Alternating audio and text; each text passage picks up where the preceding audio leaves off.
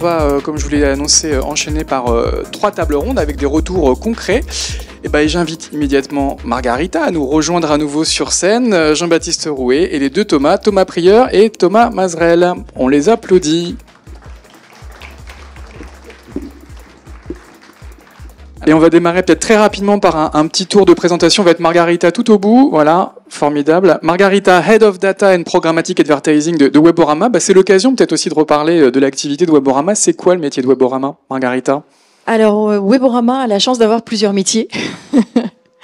Le premier reste la tech. On est une ad tech française. Donc, le premier métier reste effectivement tout ce qui est DMP, CDP, Data Clean Room et tout ce qui tourne effectivement autour de la collecte et l'exploitation de la data. On a une boîte data avant tout. Le deuxième métier est l'activation. Dans lequel effectivement on utilise tout ce qu'on a collecté en termes de data pour l'activer directement. Donc le trading desk que moi je gère de mon côté en programmatique, et la troisième partie c'est toute la partie insight et segmentation sur mesure, donc en fait toute la boucle complète autour de la data. Très bien. À votre droite, Thomas Mazerel, bonjour. Yield and Programmatic Manager chez Média Figaro. Média Figaro, la régie évidemment du groupe Le Figaro. Exactement. Et sur la partie digitale, donc je m'occupe particulièrement de la partie programmatique et des enjeux de privacy réglementaire et l'anticipation de la fin des cookies tiers. Très bien, à votre droite, Thomas Prieur. Bonjour Thomas, qui cherche un micro. Lead Product Manager chez Criteo. On rappelle l'activité de Criteo qui a un peu pivoté ces dernières années. Oui, merci. Donc moi, c'est Thomas, effectivement. Je suis Product Manager sur les sujets mesure et plus particulièrement sur les sujets cookieless. Criteo, on était une DSP très très focusée sur le retargeting il y a quelques années. Et depuis quelques années, on a beaucoup pivoté sur le retail média et récemment acquis un SSP, IPONWeb. Donc maintenant, on a vraiment un peu toute la suite DSP, SSP et Retail Media Network. On offre un peu toutes les solutions à nos clients et à nos annonceurs, à nos publishers. Et à votre droite, Jean-Baptiste Rouet. Bonjour Jean-Baptiste, merci de nous accueillir ce matin dans les locaux de Publicis. Vous êtes Chief Digital and Programmatic Officer chez Publicis Media. On peut présenter rapidement votre activité en 2 mots ? Bonjour Jérôme. Oui, alors du coup, Publicis Media est aussi président de la commission digitale de l'UDECAM et au sein de l'Alliance assez actif dans le groupe Affaires publiques avec Pierre Devoise. Et mine de rien, les affaires publiques sont un vrai sujet concernant le débat qu'on va avoir ce matin. Très bien, alors on rentre tout de suite dans le cœur du sujet. Google a encore retardé le lancement de sa Privacy Sandbox. Mais est-ce que le cookieless, c'est pas déjà une réalité opérationnelle avec les contraintes réglementaires? On a cité RGPD, e-privacy, et puis les restrictions imposées par nos amis les gatekeepers, à la fois au sein des navigateurs, mais aussi au sein des applications. Margarita, est-ce que c'est déjà une réalité? Oui, c'est une généralité et les quelques chiffres, on tenait à vous présenter les quelques chiffres par lesquels on a commencé puisque c'est un travail en fait collectif. On a tous partagé nos chiffres sur ce qu'on remontait aujourd'hui du potentiel de cookies tiers disponibles dans les activations des différents acteurs et on est arrivé aux chiffres que vous avez vus au début. Quand on parle, on rappelle ce chiffre peut-être? On rappelle le maximum potentiel exploitable auquel on est arrivé, c'est 42%. De trafic avec un cookie tiers. Ça veut dire que la majorité des inventaires publicitaires n'ont déjà plus de cookies tiers. Déjà de cookies. Soit pour des raisons techniques, Safari, Firefox qui depuis un petit moment les ont déjà supprimés, soit pour des raisons tout simplement de consentement et des raisons légales sur lesquelles on manque de consentement. Il y a effectivement ces données, c'est des données générales, c'est-à-dire que c'est une moyenne. On n'enregistre pas la même chose d'une société à une autre et on n'enregistre pas la même chose d'un type de campagne à une autre. Entre une campagne de retargeting et une campagne d'acquisition, on aura des chiffres un petit peu différents. Sur le retargeting, on aura un peu plus de cookies tiers que sur l'acquisition. Sur le web mobile, on aura un tout petit peu plus que sur le desktop. Donc en fait, ça c'est des chiffres globaux et un potentiel maximum de cookies tiers que vous pouvez atteindre. Thomas, au Figaro, vous avez la même analyse. Vous avez déjà basculé dans une majorité d'audience cookieless. Exactement. Ouais. Donc c'est une réalité sur la part de la part de notre audience. Les lecteurs utilisent évidemment aussi les navigateurs Safari et Firefox, et donc il y a une absence de cookies tiers sur ces lecteurs. Mais c'est aussi une réalité opérationnellement et tous les jours pour la réponse aux demandes clients, aux briefs, etc. Donc sur toute la partie notamment premium, gré à gré, deal, PG, on est déjà en capacité d'adresser ces environnements sans cookies. Donc tous les cas d'usage qu'on a évoqués, que ce soit la mesure évidemment, puisqu'elle est faite côté ad server. La plupart des mesures, clics, visibilité, complétion, ne nécessitent pas de cookie tiers, donc on est toujours en capacité de répondre à ses besoins. Sur la partie capping, on utilise notre ad server qui a cette capacité au niveau de notre compte et au niveau de nos sites. On va parler des solutions juste après. Hein, mais... et enfin, on peut continuer à faire du ciblage d'audience sur ces environnements grâce à... On va en parler dans un instant. En tout cas, sur le constat, Thomas, également chez Criteo, vous observez cette bascule du marché et le retrait des cookies third party. Heureusement, il reste les cookies first pour Criteo. Oui, c'est exactement ça. Bon, je tiens à mentionner également que les cookies tiers sont une techno web et qu'on a quand même une grosse partie de la publicité qui se fait sur app. Et donc là, la question se pose même pas. Et effectivement, Chrome, c'est 60% du web. Le web, c'est pas du tout 100% de part de marché. Donc déjà, de fait, on est complètement minoritaire. Et effectivement, côté Criteo, le marché fait qu'on est poussé vers des solutions cookie first partie, donc retail media notamment, où on n'a pas besoin de cookies tierces. On travaille uniquement avec la donnée du retailer. Et on ne passe pas par les cookies tierces. Donc Jean-Baptiste, le cookie-less, c'est déjà une réalité pour le marché ? Bon, même question, quatrième réponse. Je vais essayer de rajouter des infos. Il faut être créatif quand on est en bout de table. Mais effectivement, tout ce qu'a dit est vrai. Aujourd'hui, le cookie, et d'ailleurs l'identifiant, parce qu'on parle beaucoup de cookie-less, la Privacy Sandbox liée au cookie-less de Chrome, environnement web, mais comme tu viens de le dire, l'environnement applicatif sera impacté. Les API Sandbox concernent aussi l'Android ID, sachant que sur Safari, on a déjà un IDFA qui est, enfin pas Safari, pardon, chez Apple, on a déjà un IDFA qui est très impacté. Nicolas, on parlait tout à l'heure sur l'Apple ATT, l'invite d'Apple, qui a un taux de consentement qui est quand même très très bas. Donc c'est une réalité, une perte d'identifiant. En plus, on a quand même dans les usages conso une croissance très forte, 2/3 du côté buy-side, 2/3 à peu près des achats tout objectif confondu, tout device, je parle du display. On est sur le mobile et on a la CTV qui monte en puissance avec plus de 20% de part des investissements. Qui n'a pas non plus de cookies, évidemment. Pas de cookies non plus, donc c'est un vrai sujet. Donc le marché, il y est déjà, en fait. Ouais, le message quand même principal, c'est que il faut côté marque, côté achat, il faut absolument tester et prendre en considération. Il ne faut pas se dire, il reste un peu de cookies, je reste comme ça. Il y a quand même une relative inertie. Il faut que les marques prennent le sujet et écoutent leurs agences. Et il faut tester ces solutions identifiant alternatifs, de l'activation jusqu'à la mesure. Et il ne faut pas oublier qu'il y a, je vais faire ma petite casquette réglementaire, mais qu'on le voit en pratique, si vous voulez faire du retargeting et de la mesure, il va falloir poser des scripts sur les pages du site annonceur, et ça demande un délai non neutre en lecture de contrat, validation des DPA. C'est très long, ça peut prendre 6 mois, 1 an pour certains annonceurs. Donc il ne faut pas attendre les décisions de Google, c'est déjà une réalité, il faut travailler tout de suite avec les acteurs du marché. Alors justement, on va parler rapidement de votre vision en matière de solutions. Margarita, on a commencé à en parler avec les panoramas, et si on parle d'activation aujourd'hui, Margarita, quelles sont les solutions qui sont arrivées à maturité ? Alors, très clairement, et Paul en a parlé rapidement, le contextuel reste la solution qui est arrivée à maturité aujourd'hui, sur laquelle on a plusieurs raisons pour ça, mais principalement la simplicité, le fait que techniquement, ça ne demande aucun effort aux annonceurs. Côté éditeur, c'est assez facile à intégrer, et ce n'est pas dépendant des navigateurs, ce n'est pas dépendant du consentement, donc en fait, on a un reach complet de la totalité du marché. Il y a eu beaucoup d'évolutions aussi du contextuel. On est passé du mot-clé à la sémantique, à l'analyse de langage naturel. On est passé à l'IA générative très récemment. Et donc, le contextuel aujourd'hui permet, au-delà du reach, aussi une précision de plus en plus importante. Effectivement, on n'est pas sur de user, on n'a pas de connaissance des utilisateurs et on a besoin de le combiner aussi avec d'autres, mais il a déjà fait ses preuves.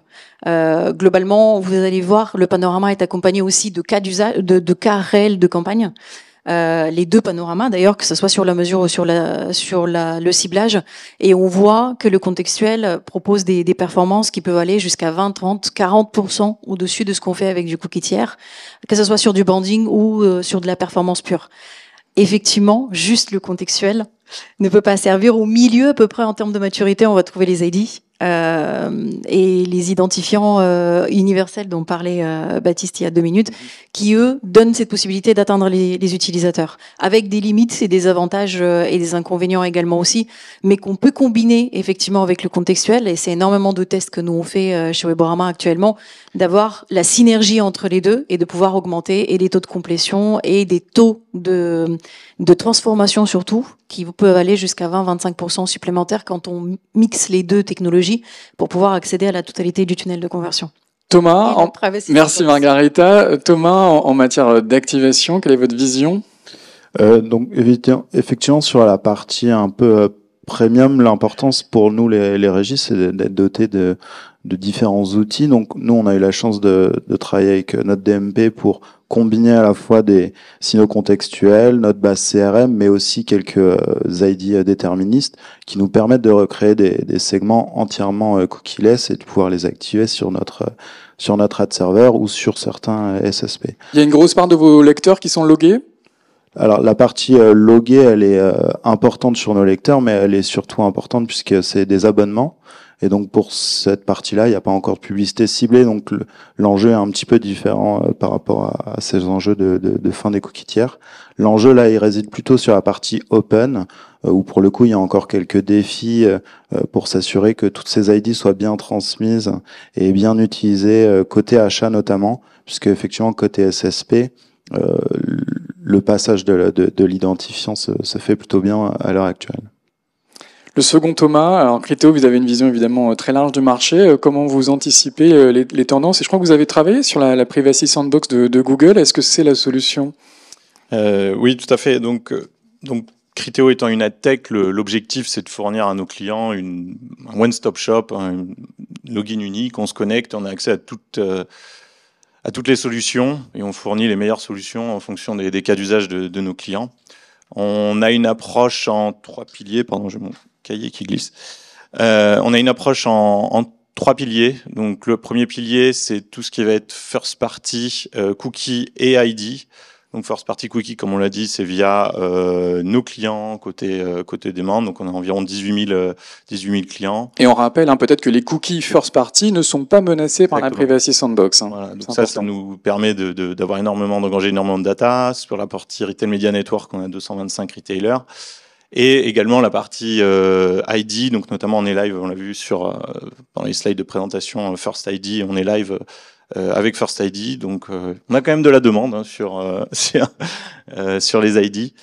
Le deuxième pilier, c'est effectivement tout ce qui va être autour de la Privacy Sandbox. Donc, on collabore depuis 2020 avec Google. Pour ceux qui suivent, on a publié beaucoup d'articles sur le sujet. Ceux qui suivent vraiment la W3C, les GitHub, les choses comme ça, on publie très très régulièrement des issues. On travaille avec Google vraiment au quotidien pour améliorer la Privacy Sandbox. Et votre sentiment, il faut l'améliorer parce que c'est pas encore satisfaisant ? Très bonne question. Alors là, on est en test CMA, comme vous le savez sûrement. Donc là, je peux pas vraiment me prononcer. Je vais pas pouvoir répondre à la question. Mais le sentiment, c'est qu'il y a vraiment une volonté pour quand même répondre au cas d'usage. On voit sur la première version de la Privacy Sandbox qui était floc, qui était pas satisfaisante. Et finalement, grâce au travail qu'on a fourni, notamment de Criteo, mais également d'autres, Google a fourni Protected Audience, qui s'appelait Fledge à l'époque, qui permet le cas d'usage remarketing et qui permet quand même beaucoup plus de performance et de la publicité beaucoup plus pertinente, publicité que nous, on va pouvoir valoriser. Et juste sur le dernier pilier, c'est tout ce qui va être les environnements clos, donc notamment tout ce qui est social. Donc on est live sur Meta. Donc quand on fait de la publicité sur Criteo, en fait, on peut faire de la publicité sur Meta directement, et notre moteur va assigner la publicité pour avoir la meilleure performance possible. Jean-Baptiste, on évoque beaucoup de solutions possibles. C'est quoi justement votre vision chez Publicis Media ? Alors, là, on va reprendre un peu de recul sur les leviers. On a effectivement le search, les réseaux sociaux et le display. Ces solutions d'identifiants viennent apporter une opportunité pour l'open web de reprendre la main et aux annonceurs de reprendre la main vis-à-vis de ces walled gardens qui sont verticalement intégrés, du ciblage à la mesure. Et l'un des gatekeepers qui est Google, fournit 95% du marché sur les outils de mesure, en tout cas la partie ad server par exemple. Donc, Je répète que c'est effectivement une opportunité. Je pense que les technologies, elles sont matures techniquement, c'est-à-dire que il y a encore des petites améliorations, des petits tests, mais c'est plutôt l'adoption. Les éditeurs, globalement, et il y en a beaucoup ici ce matin, je trouve qu'ils ont été très vite, ils ont adopté d'ID5 à UTIC en passant par UID, First ID. Ils ont intégré les scripts les solutions de ces alternatives. Côté annonceur, c'est beaucoup plus lent, mais je le disais tout à l'heure. Donc là, l'enjeu sur l'activation, sur la partie activation des campagnes, on parle de la mesure juste après, je crois, mais qui est vraiment indissociable et hyper importante. On a les solutions. L'enjeu, il est vraiment sur l'adoption et le déploiement de ces solutions et de les tester. Et surtout, et on va parler de la mesure après, pour pouvoir vraiment retrouver des solutions d'attrib-contrib entre les différents leviers et redonner du poids à l'open web.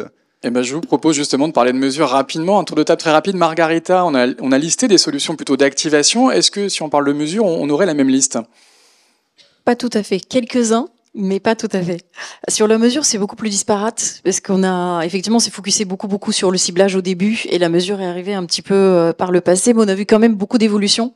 On a vu des solutions très statistiques, très traditionnelles qui étaient plutôt attribuées à du offline et un tout petit peu au digital, qui sont énormément approprié le sujet du cookie-less et qui ont énormément évolué. Le marketing mix modeling, comme maintenant on est capable de faire quasiment tous les mois, tous les 3 mois, ou avant il fallait 2 ans de données avant de produire quelque chose. Les études d'incrémentalité qui sont très adaptées pour un monde sans cookies, mais également tous les panels d'études qui permettent de faire des choses très intéressantes. On a effectivement les nouvelles solutions, les identifiants universels, surtout ceux qui sont persistants, qui permettent effectivement de pouvoir suivre l'utilisateur, les ID Graph également qui sont arrivés sur ces solutions, et bien sûr les adaptations des outils standards, des technos, les DSP qui sont adaptés, les ad serveurs qui deviennent cookie-less, se connectent à la Privacy Sandbox, aux ID qui récupèrent les données. Donc on est sur beaucoup moins de maturité sur la mesure, là où on a quand même fait des tests, même si je suis d'accord avec Jean-Baptiste, pas assez. Et on a besoin d'aller encore plus loin dans les tests sur l'activation. On en a fait beaucoup moins et on s'est beaucoup moins préoccupé de la mesure. Je pense que là, c'est le bon moment de commencer avant début 2025 pour avoir des références, pour avoir des idées et pour avoir surtout une idée de son mix de mesures. La mesure unifiée via un seul outil et via les cookies comme on avait l'habitude de le faire n'existe déjà plus de toute façon. Donc maintenant, il faut trouver le bon mix entre les différentes solutions, méthodes, technologies, on peut l'appeler comme on souhaite, mais pour pouvoir retrouver son ROI, son ROAS de manière beaucoup plus correcte que ce qu'on est capable de faire aujourd'hui. Thomas, même question sur la mesure. Est-ce que vous avez utilisé les mêmes technologies pour l'activation? Sur la mesure, effectivement, on est un petit peu plus loin de ces enjeux puisque la mesure simple côté éditeur, elle nécessitait pas de cookie tiers, donc elle n'est pas vraiment impactée par cette disparition annoncée, même présente sur certains navigateurs. En revanche, on continue à proposer des utilisations de panels pour mesurer la couverture. Il y a un petit peu la mesure de l'attention qui est aussi une nouvelle mesure qui essaye de s'affranchir des cookies tiers. Voilà. Mais tous les autres enjeux qu'on évoque, en tout cas toutes les autres méthodologies qu'on évoque, c'est vrai qu'elles sont plutôt côté acheteur. Et il y a évidemment une API spécifique développée par Chrome dans sa Privacy Sandbox qui cherche à répondre à ces cas d'usage. Le second, Thomas, la question de la mesure, on le sait, hein, c'est clé évidemment pour les annonceurs. Quelles sont les solutions qui émergent selon vous? Donc effectivement, je pense qu'il y a un peu une clé de lecture qui dépend, comme tu viens de le dire, de qu'est-ce qu'on appelle mesure finalement, parce qu'on peut avoir de la mesure qui est juste un nombre d'impressions, le nombre de vues d'une vidéo, est-ce qu'il y avait le son ou pas, la répétition, et puis la performance. Donc nous, nos clients sont plutôt sur la performance, ce qu'on appelle la performance, c'est-à-dire des ventes et du ROAS. À ce propos, on teste la Privacy Sandbox, Attribution Reporting API, mais sinon c'est à peu près les mêmes solutions que sur la partie adressabilité et activation. Je voudrais juste repartir sur le côté réglementaire. Il y a quand même des textes aussi qui affectent beaucoup la mesure, beaucoup plus que le reste. Donc il y a notamment une directive e-privacy, de nouvelles directives e-privacy qui ont été publiées en novembre dernier. Donc l'article 5.3 par l'European Data Protection Board, qui bloque toute mesure en fait sur la partie non contextuelle. Donc, il est soumis à consentement, c'est ça? Qui est soumis à consentement et donc compliquerait la mesure. Exactement, qui compliquerait énormément la mesure. Donc, il est explicitement cité qu'il n'y a pas le droit de faire de link decoration. Donc, on n'a pas le droit de mettre UTM source égale Criteo ou autre dans nos URL. On n'a pas le droit de faire d'affiliate marketing, c'est carrément explicité noir sur blanc. Sans consentement. Donc ça, c'est par exemple le genre d'informations qui passent un peu sous silence et qui sont quand même très critiques pour la mesure. À contrario, on a le Digital Market Act qui est en cours, enfin qui est appliqué depuis quelques mois et qui oblige les gatekeepers à fournir une mesure très détaillée aux annonceurs et aux publishers. Donc ça, c'est très très positif. À voir comment exactement c'est appliqué dans les faits. Effectivement, la définition de gatekeeper aussi peut être challengée. Par exemple, on n'a pas Google Analytics, on a Google Ads qui est très transparent, mais on n'a pas Google Analytics. Mais sur cette partie réglementaire, il y a quand même un gros sujet mesure, encore plus que sur la partie activation, je trouve. Jean-Baptiste, on commence à évoquer effectivement l'importance de la mesure. Est-ce que les solutions ont le même niveau de maturité qu'en matière d'activation ? Question compliquée. Non, c'est pas vraiment un sujet de maturité. Margarita l'a rappelé. On passe sur en 2018, on avait encore, enfin en mai 2018, on a perdu tous nos identifiants dans les outils Google et tout ce qui était attrib contrib, qui est un peu le sujet, hein, c'est-à-dire d'arriver à mesurer la contribution d'un média dans la chaîne d'acquisition, d'une transformation, d'un coût d'acquisition est hyper important pour valoriser notamment l'open web, encore une fois, ou versus le search et les réseaux sociaux, on a une contribution de l'exposition qui est beaucoup plus forte que le clic. Donc on est aujourd'hui sur des modèles où on a des modèles par corrélation, des modèles probabilistes pour compenser cette perte de signaux, mais on reconstruit et on peut réinjecter dans ces modèles de la data déterministe, notamment des solutions comme First ID ou UTIC permettent, sur de l'exposition jusqu'au site de l'annonceur, de réintégrer des signaux qui vont pouvoir corriger, affiner ces modèles probabilistes pour affiner cette mesure, quel que soit le ciblage. Et ça, c'est une solution qui est indispensable, puisqu'encore une fois, on parle beaucoup de Google, mais il a une part de voix qui est ce qu'elle est, mais il faut qu'on soit indépendant le plus possible des outils de la sandbox et d'attribution reporting. Il faut qu'on sorte de cet écosystème, de mon point de vue, pour redonner de la force à un équilibre de la valeur, de la répartition de la valeur. Et puis, on connaît, il y a des sujets EGI en ce moment. Dans la commission d'ailleurs de l'Alliance, on pousse beaucoup l'interopérabilité, donc c'est-à-dire pour espérer que effectivement on puisse ouvrir et accéder à interopérabilité sur la data et sur les frameworks technologiques avec les GAFA pour qu'on puisse plus justement d'abord avoir de la transparence sur l'apport et la contribution de ces GAFA versus l'open web.